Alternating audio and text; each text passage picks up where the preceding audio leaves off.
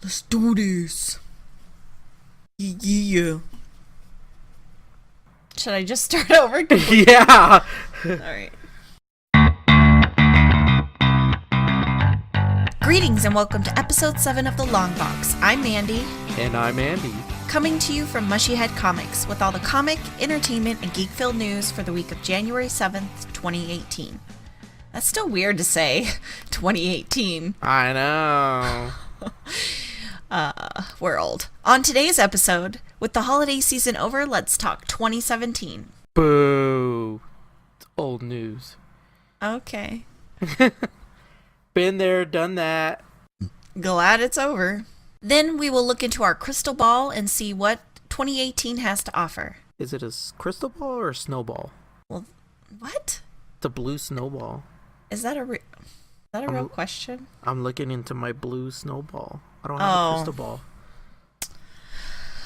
Oh, Lord Jesus. But first, let's get all the graphic goodness and its tasty morsels. Andy, what's on the menu for us this week? Chocolate chip cookies. Gluten. I can't eat that. I hate you. Teasing me with your gluten-filled cookies. A hamburger. Okay, let's get started with the first number ones of 2018. Tales from the Hyperverse. It's a one-shot from Big Planet Retrofit Comics. Harley Quinn, Be Careful What You Wish For. DC Comics. Battlestar Galactica versus Battlestar Galactica.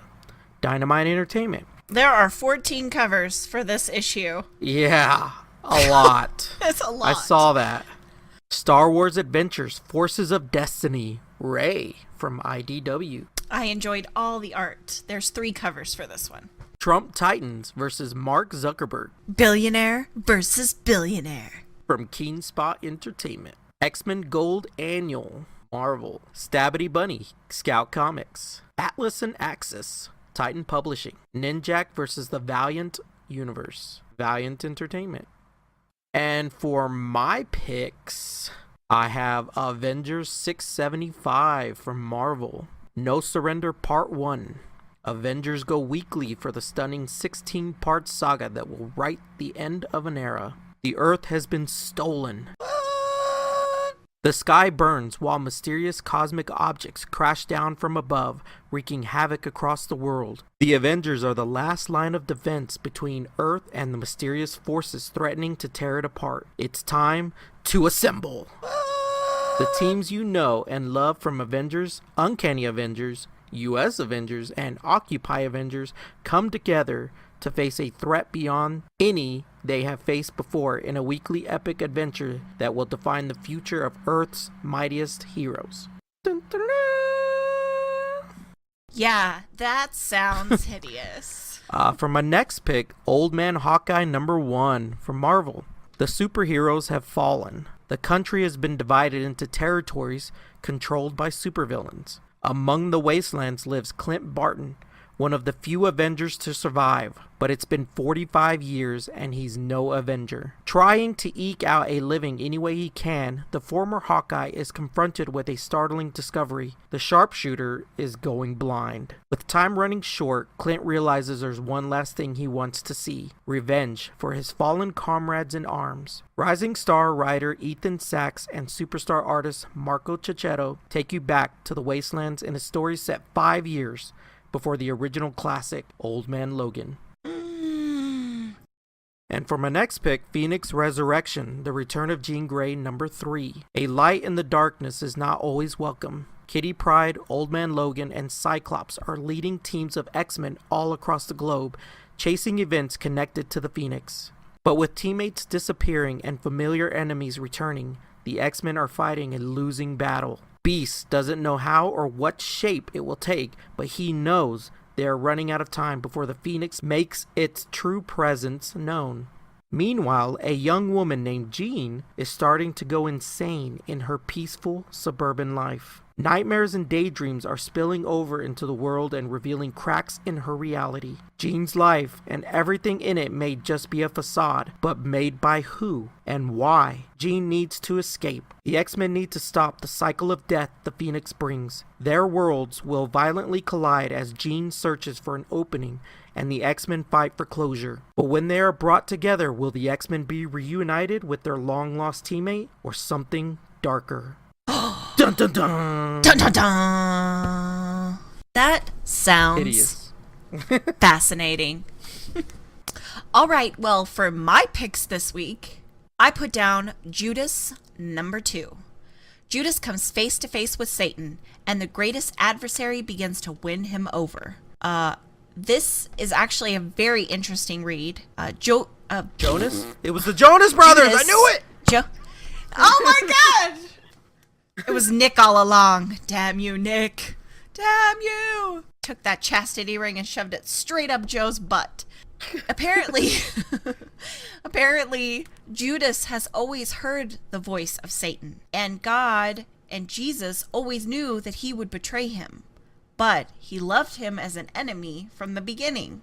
So Judas is angry with God, and he questions his intentions, and I have to say that I am very interested in seeing where they're going in issue 2.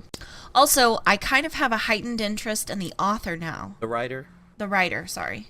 I didn't really look him up to see what else he did. Jeff Loveness is the writer on this one. So I'm interested to see if he has any other series out, because I really like the way they're doing this internal conflict situation. All right. So then I have Harley Quinn number 34, Gossamer.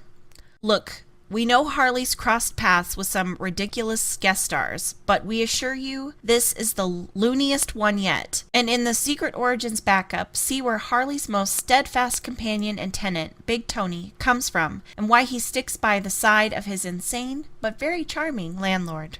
So Harley's his landlord? Harley is his landlord. Yes, she owns the building that he lives in, and in the building is also where they do their freak show. So Does she live there also? yes, she lives in the penthouse upstairs.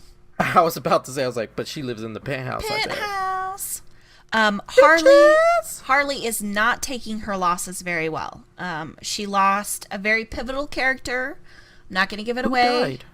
Oh, I want to know. I'm not going to give it away. And she pulled out of the election. I thought she lost the election, but no, she pulled out of the election. So she not only did not win the mayoral election, but now she's lost someone very close to her. So also, Amanda Connor and Jimmy Palmiotti are leaving the series. So we only have a few Connor covers and collaboration stories left in this series. Yeah, isn't March their last issue? I think so, yeah. And then Cho's cover of Harley, which is cover B, is Harley kicking 2017 in the arse. Yeah. Yeah. Get up on out here. Bye, Felicia. We're naming it now? Yeah, Felicia. Ain't nobody like Felicia. Next on my list, I have Star Wars Forces of Destiny, Rey number 1. I'm going to pick up all these because it's Star Wars. And I'm very excited to see where they're taking the girls. The women. Yeah. The heroines. Yeah. Yeah. Me too. It was my pick too. Okay, good. Next, I have Coyotes number 3. Revenge fantasy continues. Faced with Abuela and the old women that originally warred with the werewolves, Red and Coffee discover a history of this ancient war and of Red's lost sister, Maria. Maria and her chancla! All the while, Adeline Industries continues to torture the werewolves, Seth, in pursuit of the greatest weapon imaginable. Now, I have to say, when this first came out, I dug cover A of issue number 1. It just has red on the cover. If you didn't know, that's red. Anyway, the story basically is about a town where all the men have been killed by coyotes, which are essentially men who change themselves into coyotes by wearing their pelts. So they're werewolves in a sense. And the only people that are left in this town are these women who basically have trained themselves to be werewolf assassins. So the girl on cover number 1, what's her name? Red. Her name is Red. Her name is Red. Okay. Yes. It is definitely a mature read. It is bilingual, so there's a lot of Spanish and a lot of English, but there is a lot of cursing. I mean, a lot of cursing. So. In Spanish? In both. Okay. Next up, I have Darth Vader number 10. Obviously, it's Darth Vader, it's Star Wars. Vader's fighting for something, and the Jedi priest is trying to defend it. That's the synopsis I got on that. And then last but not least, I have Monstro Mechanica number 2. I have not finished a review on this yet, but it was very good. It was a very good read. In a city under siege, Leonardo da Vinci sends Isabel, his apprentice, and the machine on a dangerous mission. In the thick of battle, the machine starts to exhibit strange behavior, leaving Isabel to wonder if it's gaining consciousness in the worst possible moment. Essentially, the robot is a robot. It's a big mechanical wooden robot. And it's programmed to be the bodyguard for Da Vinci. Each night, when Isabel, the apprentice, powers down the robot, she's supposed to reset its consciousness. But she hasn't been, trying to see if the robot will become sentient. So she's doing her own little experiment in Da Vinci's little experiment. It's hardcore. How are they powering it? I have no idea. They don't go into that yet. But there's gears and stuff in the back of him. And she goes in and, like, at the very end of issue 1, she goes in and she's talking to the robot. Like, I know I'm supposed to reset you, but I'm not. And I'm hoping you help me because we've got to save Da Vinci from the world and the world from Da Vinci. And it's really good. It's a good book. Yeah, there's a cameo by He-Man. He-Man? He-Man. How is that possible? They draw him in the market. It's He-Man. Like hardcore, it's He-Man. Hold on. Oh yeah, and Da Vinci is totally a jerk. Like, just hardcore. He doesn't care who gets in his way. He's just a jerk. Tell me that's not He-Man. Tell me that's not He-Man. Look at that. Tell me that's not He-Man. Oh shit, that's He-Man. That is totally He-Man. I don't think that was the intent though. Think? I think it was.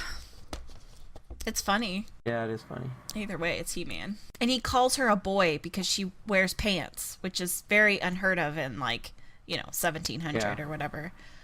So, like, she walks up to the booth and he's like, "How can I help you, boy?" And she's like, "You've known me my whole life. You know I'm not a boy." Anyway, so I have 2 number 2s and a number 3. So you should totally check out those books. All right. And next up, we have our Yay covers of the week. Yay! Spirit fingers! Okay, for my first cover, believe it or not, this is a cover B, regular cover. Not an incentive, it's not an exclusive. It's a Francesco Mattina variant for Flash 38. And this definitely could have been an exclusive or an incentive. It is reminiscent of his artwork. He did not cut corners, with it being a regular cover. No, it's pretty cool. It's very flashy. Pun intended. Ba-doom-ch. Ba-doom-boom-ch. Damn, woman. What?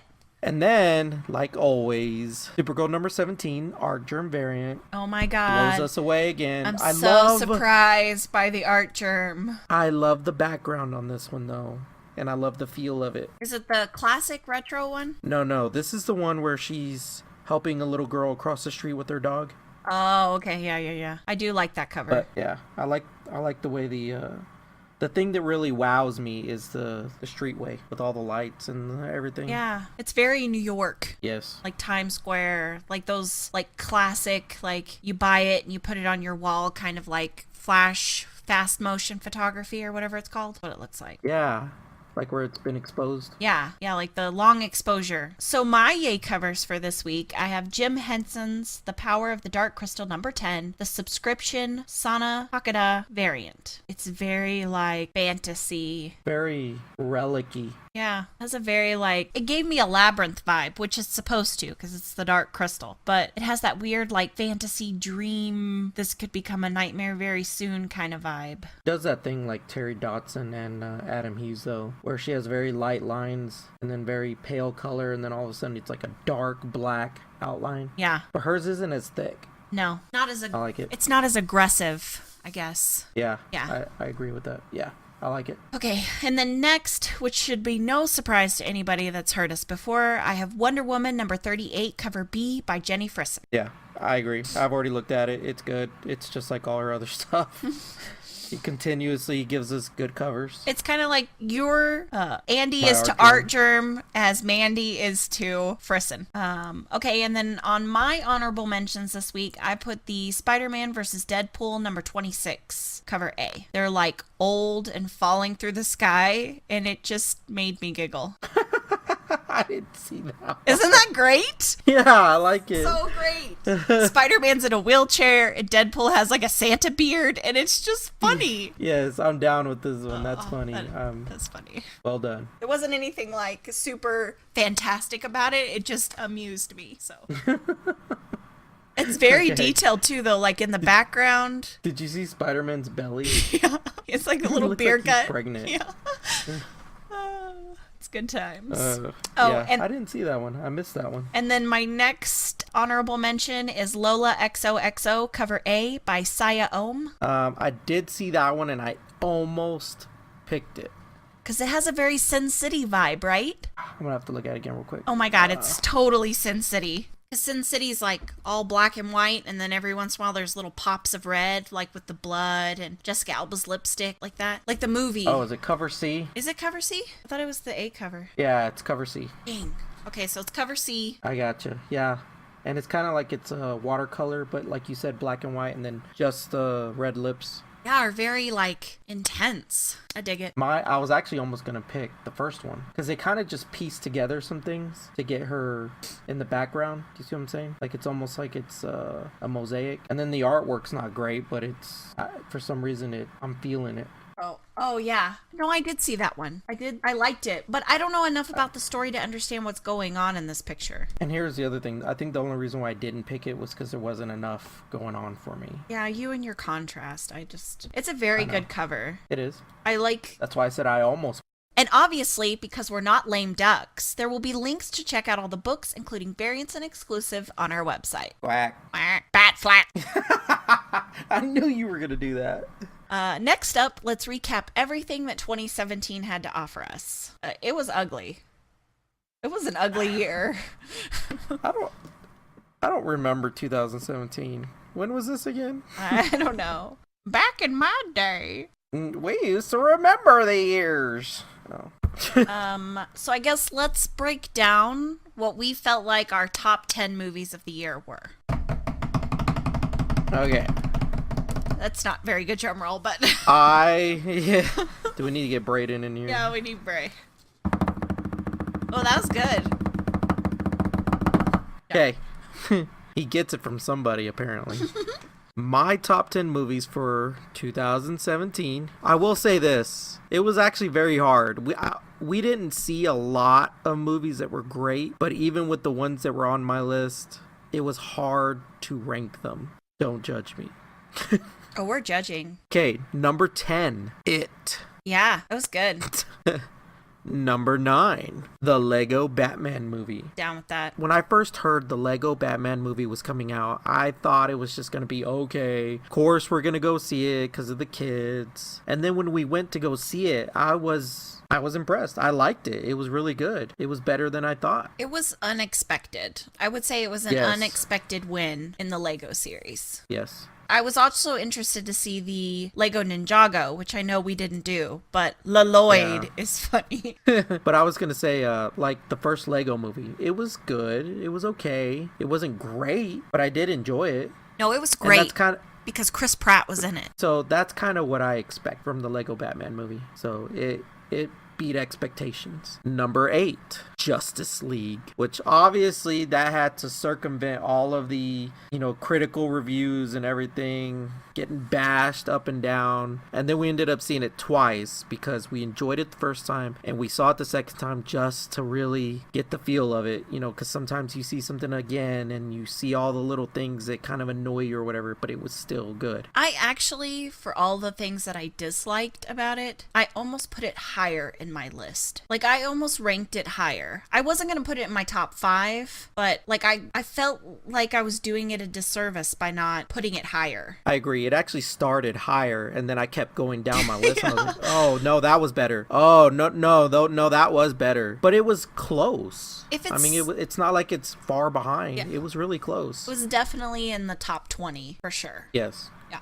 Top 20 of yeah. No, I'm just saying it's on the top 10 of the year in other lists. It was definitely in the top 20. Okay. Number 7, Jumanji: Welcome to the Jungle. We got fun and games. Now this movie, we kind of knew what we were getting. I mean, there were some surprises and it was good. It was very humorous. Only saw it once though. I do think this one could have been better, but it was really good. I would watch it again. Honest to God, if Jack Black does not win an award for playing a teenage girl, somebody is seriously messed up. Yeah, Jack Black was definitely the standout of that movie. I mean, I also enjoyed The Rock's performance. I felt like he gave us, this is really weird to say, but I felt like that movie made him more of an actor to me. Like he played the nerd, and I felt like even though he was this brawny guy, you still got that like nerdy, self-deprecating kind of feel from him. Like he gave me more range in his acting. So I was really impressed with his portrayal as well. Yeah, because he was essentially himself when he got into hero mode. Yeah. But when it was just the kid inside of him, he played him well, with all the insecurities and whatnots. And Amy Pond really didn't give me a whole lot of depth. I mean, we already knew she could be weird and quirky and like self-conscious. And so... And that's really all she was. She never really had like when she was in hero mode, it was just action. It was never really, any dialogue that, made her any different. Yeah. Okay, moving on. Go. Number 6. And I felt like I was doing a disservice to this movie by putting it here. Star Wars: The Last Jedi. I agree. You will burn in hell for that. But whenever I thought of the movies ahead of it, I thought, like, if I had to choose, I'd probably go see one of them. Because they were just, Well, you are not a true Star Warian. Okay. Number 5, Spider-Man: Homecoming. Now, you got to give it that. That one was really good. It was good. I don't have it on my list. It's definitely in my top 20, though. Like, I felt like it was a really good movie. I don't know. I don't know how I feel about it. But I think part of it is it just makes me excited in general for what the future holds. Yeah. No, I'm interested to see where the character's going. I'm interested to see him in Infinity War. I see the direction that we're going, and I'm excited about that. But the movie as a whole, I don't know. Batman was a bad guy. You're going to hell. I know. I'll see you there. Number 4, Guardians of the Galaxy Volume 2. Yeah. See, now that one, it was, again, they had the whole humor thing going, the whole 80s music, or was it 80s music or 70s music? No, it was 80s. Either way. The music, everything about it. I love the little quirks that each character has that they bring to the table, and I like where it's going. I want to see them involved more with the other universe, which not other universe, but the other part of the universe, which is the Asgardians and the Earth. I'm Mary Poppins, y'all. Yeah, how can you not put a movie that gave you that high up? Oh, we shall see.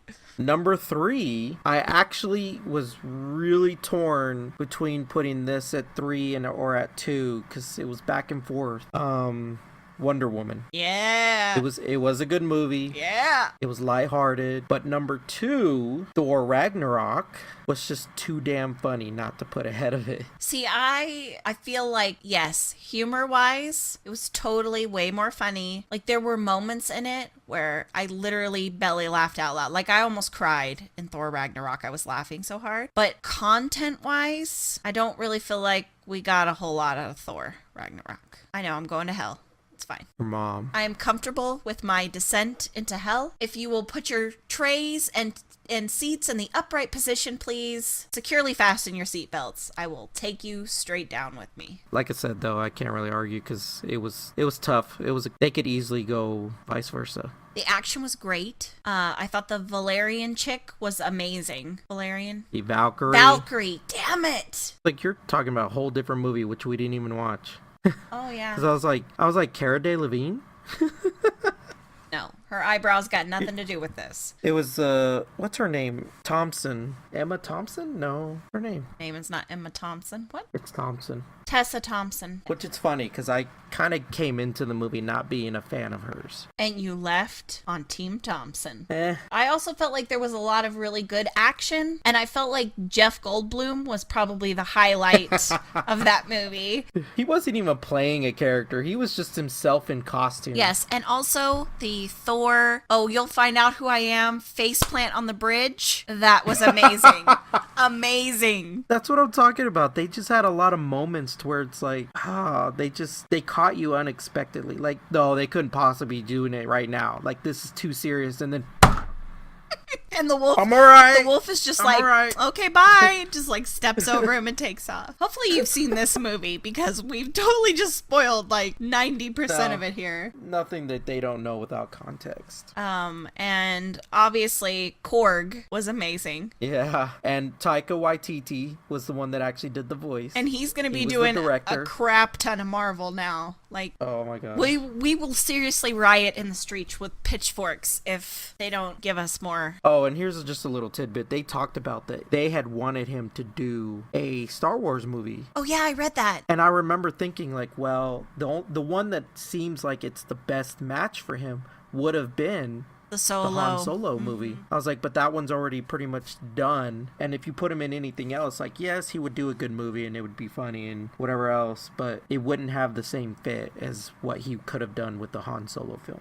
Yeah, maybe. And he said that he's still open to directing a Star Wars film. Maybe he could take one of the trilogies that Johnson's doing. Yeah, because you know what? Johnson really tried to, insert the kind of humor that Taika did. I think Taika's better at it, though. Oh my god, so much better. I'll give you that. I'll give you that one. Okay, number 1, Logan. I cannot dispute that with you, sir. I cannot. Because, I don't know, this movie just, it exceeded all my expectations, and it was very heartfelt. It was. We lost Professor X. Yeah. We got X-23. Like, I did not read... And we lost Logan. We lost Logan, yeah. Hardcore death. I did not read the comics growing up, but I did grow up with the X-Men cartoon. And, like, that was the highlight of my weekend, was watching X-Men. The theme song still makes me giddy. Like, I almost cry with nostalgia. Like, it's the death of me. And even in the old original X-Men movies, we never really saw Logan, true Logan. And as you got older, you realize this man has razor sharp samurai blades coming out of his fists. And he's thrashing people. Like, there's gotta be some kind of carnage. And this movie gave me everything my little emo demon heart wanted from Logan. Yeah. Just so much. Basically, everything we envisioned was put on screen for us, pretty much exactly the way we would have pictured it. Oh my god, and X-23, such a badass. Like, that chick, I didn't even know of her before this movie, because again, I'm a terrible nerd,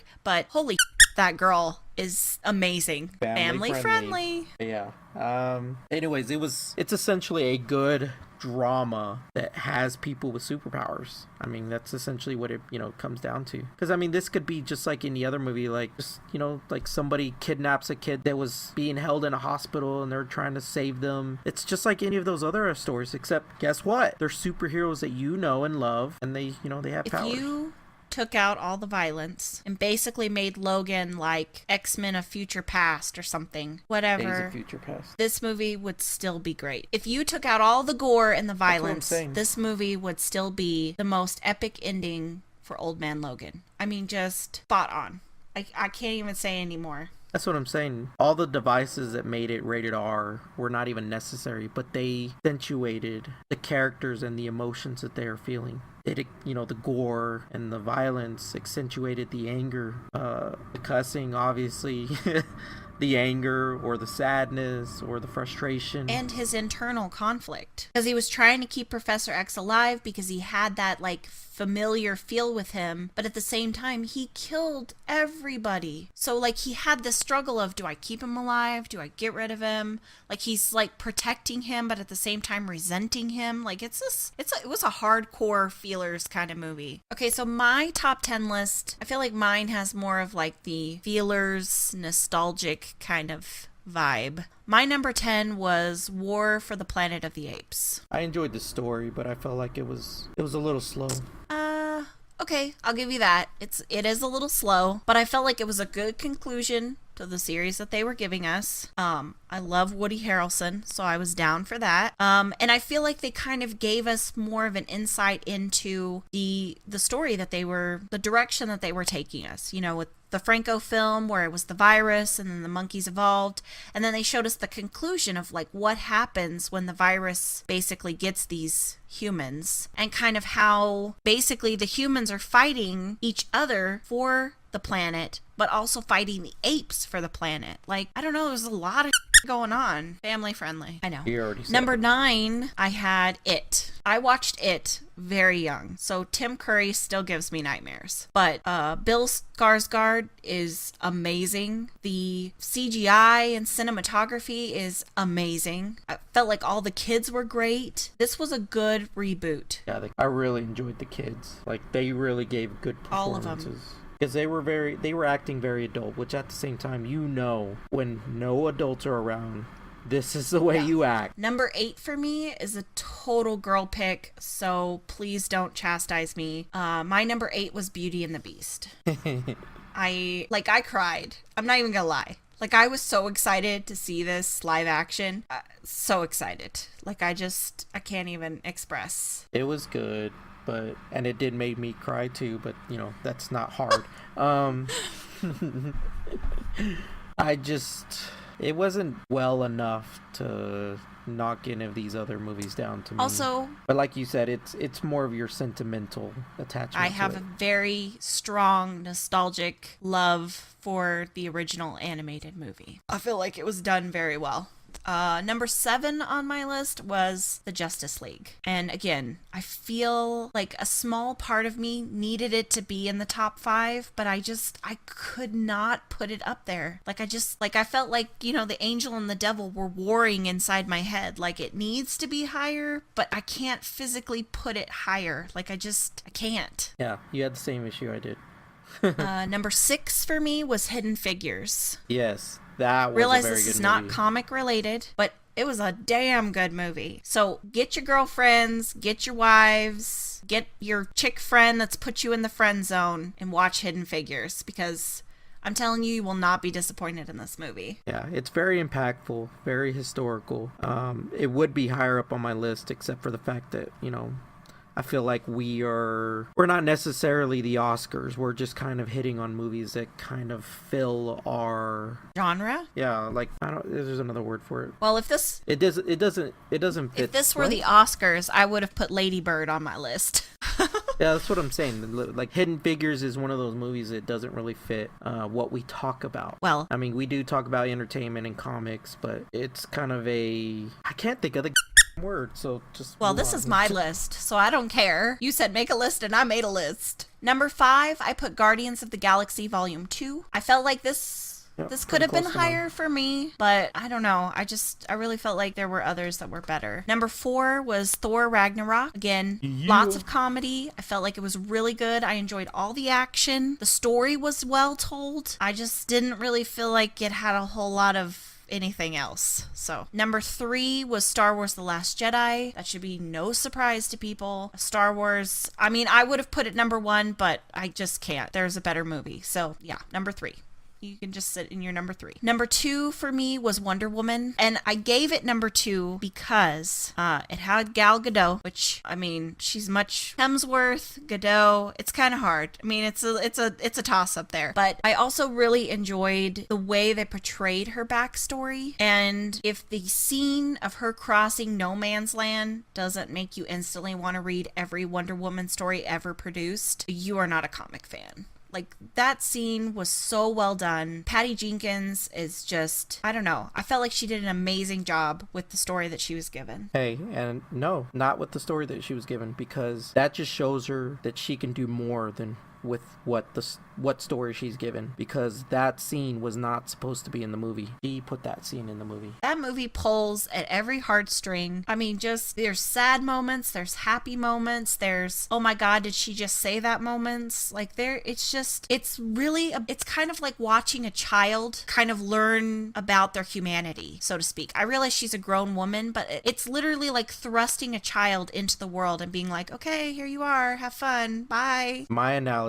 would be, it's like watching your child do something great that you did not know they could do. I also enjoyed the weird, which, forgive me, I'm female, so everything is sexist, but there's like a weird, like, sexist, misogynist undertone to women in comics altogether. Wonder Woman technically was a part of that because she was about bondage and a mistress and, whatever. But I really enjoyed the way she made Steve Trevor question his gender identity for women. Like, he automatically assumed she was naive, she wasn't strong, she wouldn't be able to protect herself. Like, he was there essentially to guide her and protect her. And by, I don't know, basically the climactic conflict scene in the movie, he had pretty much decided, like, she doesn't need me. Like, you know what I'm saying? Like, she can do this on her own. Like, I don't know why I'm still here. Let's divide and conquer, so to speak. Like, I enjoyed how he evolved in this movie as well. Yeah, and I enjoyed they didn't go with the old school misogynist.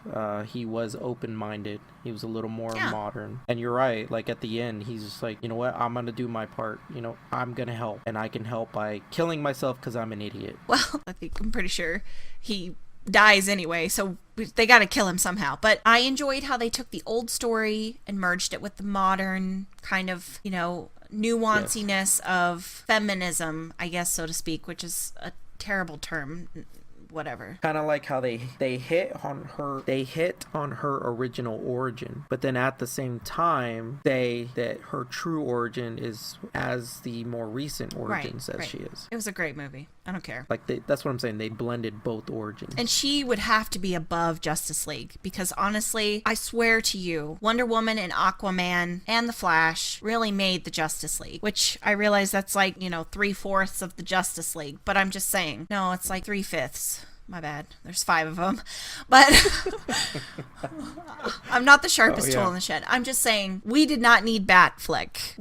They really could have plugged in any Batman, well, except the Val Kilmer or the George Clooney. But we could have plugged in any Batman and that Justice League movie would have been just the same. Anyway. Let's not get too deep. Okay, so my number 1 was also Logan. And I think I pretty much said all of my piece in your Logan piece. It's a damn good movie. Yeah, which I watched not too long ago just for the hell of it. Again. For the yell of it. I'm really curious about where they're going to go with that. I don't know. And then, if you haven't checked out our blog, Andy posted an article about Hemsworth wanting to stay with the Thor franchise. So it would be interesting to see if we got the Dirty Three Amigos, because I wouldn't... Hey. I would enjoy that very much. That's a lot of man candy right there. Reynolds, Hemsworth, and Jackman. Holy Nikes. On my list of honorable mentions, I would also like to throw in Split. I feel like that's in the top 20. Yeah, that was originally on my list too. Shyamalan. Hey, but for me though, like I've always been a Shyamalan fan. Even his crappy stuff I watch, but I was really surprised by this movie by him. And the twist though of it all, the fact that it was tied in with the Unbreakable universe blew me away. It was just like, what? Some quote-unquote controversial movies that came out of the comic world would be Ghost in the Shell, or its whitewashing this year. Yeah, but I think that's just like anything else. People who are constantly pointing out racism and women who are pointing out misogyny, it's kind of one of those things where like it's kind of borderline racist and misogynistic or whatever. The fact that you're always pointing out this kind of stuff, like even when people are not intentionally doing something, or it's even if without context, it's just like you're making it racist and or gender that's kind bias. of my thing with people that are always throwing the Wonder Woman thing in my face, like, oh, well, you should be a feminist, this, that, and another. And I'm like, I'm all about girl power, but I'm not about man bashing. Like, you can want to uplift and empower women without having to drag men down with you. Like, it's the same thing with this. Like, we did some extensive research before we went to see Ghost in the Shell. We watched all the old animes. We watched the anime movies. We read several of the comic series. And yeah, and I will tell you that this was intended to be our first podcast. And then we went and saw it. And I'm just like, I don't see the whitewashing. It could be because I'm a privileged white girl. I mean, you know. I didn't see it either. I didn't see the necessity for her to be Asian. And she's a consciousness inside of a body. She doesn't have to be Asian. She could have chosen. Her consciousness is Asian. She could have chosen a Caucasian body. Like, what does it matter? Yeah. But my whole thing is the only way to get rid of racism and gender bias is to simply not, I don't know how to say not be aware of it, but not, because in a sense, you don't see it. You know what I mean? Like, at all. Like, you don't see somebody being like, oh, well, you're just bashing females or whatever. No, it's just one of those things where you see somebody not liking somebody. That's like the true feminist or, you know, anti-racist kind of person. It's somebody that doesn't see any of that. Okay. I'm probably going to completely kick myself in the ass here. But like Hidden Figures, that was an amazing movie. It doesn't matter that it was about 3 black women in the South, you know, whatever, I don't know what the word is. My brain wants to say emancipation, but that's slavery. Like pre-civil rights movement kind of situation. Correct. They were completely discriminated against because A, they were female and it was a male-dominated profession, and B, because they were black. I would not necessarily have anything to relate to those characters except that I'm a female, right? Okay. But that movie was amazing. Those women were amazing. Their stories were amazing. Knowing those 3 women are real people and that one of them is still alive gives me hope in humanity. Like, it has nothing to do with anything. Like, I don't understand that. I don't get it. Yeah, these were 3 intelligent people that helped get us to the moon. Well, if you believe in the moon landing, but we won't get into that today. Oh my God. The next one that offered some controversy this year was Valerian and the City of a Thousand Planets. We did not see it. However, a lot of people were very upset that it did not give them the full, I don't know what, ambiance of the comics. There's no way you could do that, though. I think there's like 1 million comics. I also feel like, and I'm going to reference Harry Potter because I'm a book nerd, not necessarily a comic book nerd. But I feel like I read the books. I was like book 5 or 4 when they announced that they were going to make the movies, right? I knew going into the first movie that I was not going to get the book. You're not going to get the book. You're not going to get the exact, because it's like, again, terrible, foot in my face.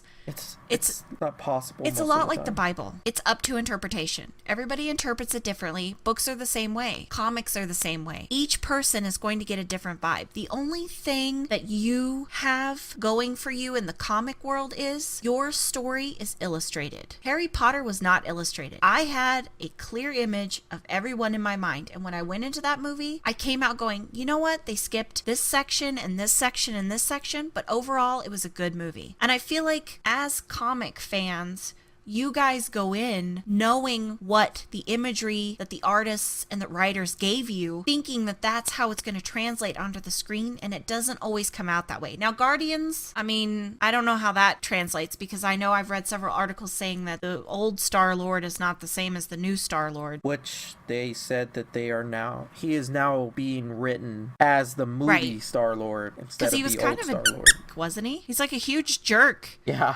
Yeah, I was like, that's not pratty. But, okay, like Wonder Woman. When Godot was cast, people threw a fit because she wasn't a white, brown-haired woman. And I'm just like, okay, get over it. Like, and she did a damn good job.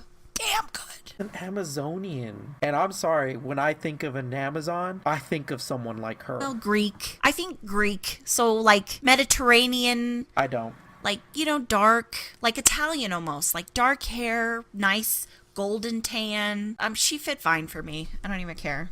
Her accent didn't bother me. The people are dumb.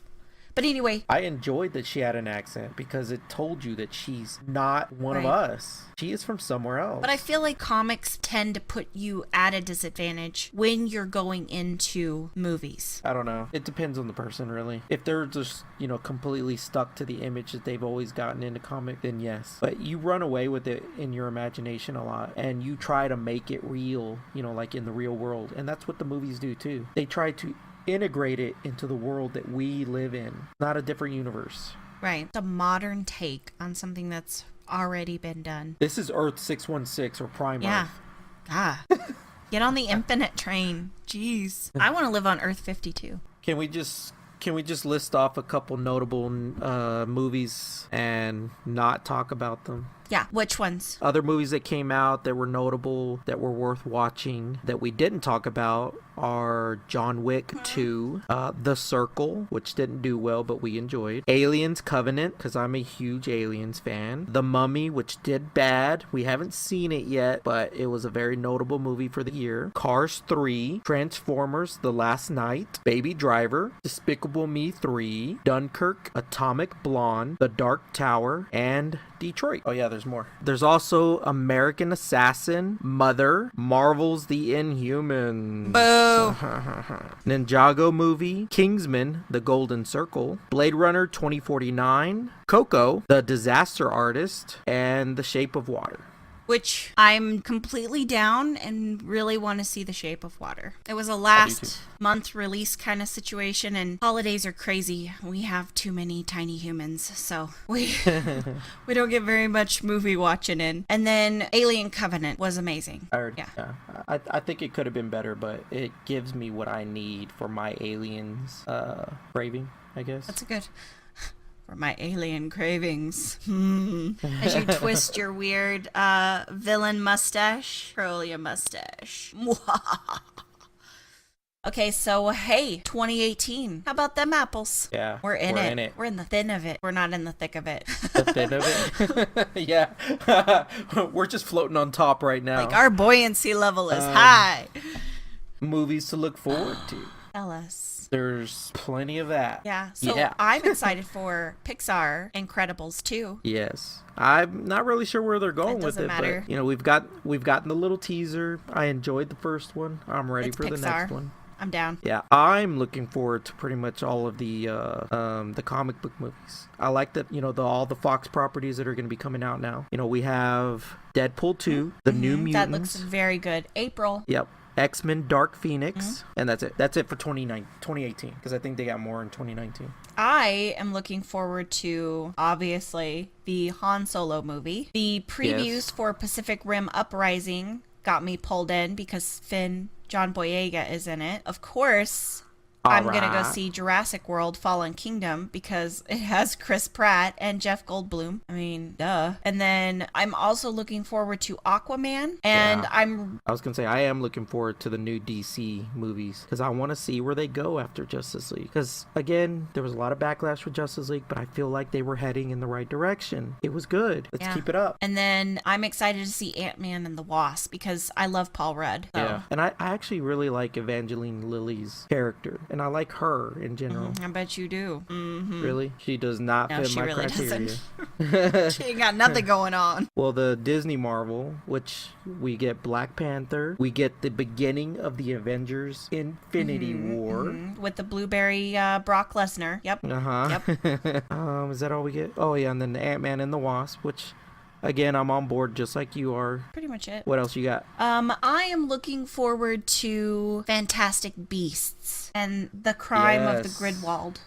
Grindelwald? Yeah, Grindelwald? and you just recently did a Harry Potter marathon with your daughter. And it was very exciting. We did not get past the Order of the Phoenix, though. Oh, yeah, it gets a little dark. Yeah, and I don't know. She was on board, but I couldn't bring myself to show them to her because I was just like, everybody starts dying, and it's a lot of angst. Yes, gets very But I emo. thought later I would show that to her. But I would show her Fantastic Beasts. That would have been very good. I probably should have thrown that in there. And also, I'm excited to see where take the young Dumbledore's character, which is Jude Law. Yes, and I think he's I think he's a spitting image for a young Dumbledore. It worked for me. I mean, we went through 2 Dumbledores because the OG Dumbledore died, but yeah. Yeah, they were very similar, though. You could hardly tell. I had to convince my daughter that the Dumbledore had changed. But then once he started talking, she was like, "Oh yeah, he's different." I was like, "Yeah."